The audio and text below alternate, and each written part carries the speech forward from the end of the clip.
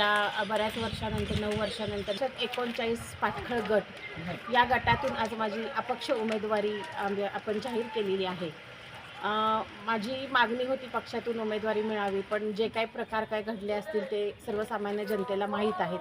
20 वर्ष ह्या भागात मी काम करत असताना या उमेदवारीवर खरा अधिकार माझाच होता. पण ठीक आहे, मला नाही मिळालं, पण सर्वसामान्य जनतेच्या पाठिंब्यामुळं आज मी अपक्ष उमेदवारी माझी डिक्लेअर केली आहे. आणि हे तुम्ही बघताय माझ्याबरोबर सगळे ज्येष्ठ तरुण सगळ्या वर्गातील माझ्याबरोबर लोक बरोबर आहेत आज. हे या गोष्टीवरून लक्षात येतं की हे मला पाठिंबा देत असताना सत्याचा विजय हा कायम होत असतो. थोडा वेळ लागतो कुठल्याही गोष्टीला सत्य पचवून घ्यायला, पण ह्या सत्याचा विजय हा निश्चित असतो.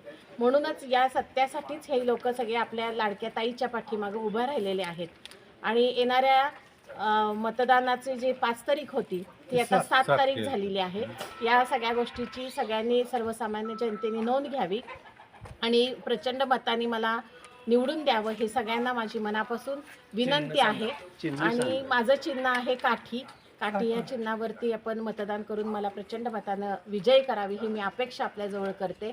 आणि निश्चितपणे तुमच्या ज्या माझ्याकडून अपेक्षा आहेत त्या भविष्य काळामध्ये परिपूर्ण करण्याची माझे प्रयत्न असतील ते मी पूर्णपणे त्या तुमच्या ज्या सगळ्या मागण्या असतील, ज्या सगळ्या गोष्टी माझ्याकडून अपेक्षित असतील त्या गोष्टी पूर्ण करण्याचे काम मी निश्चितपणे करेन.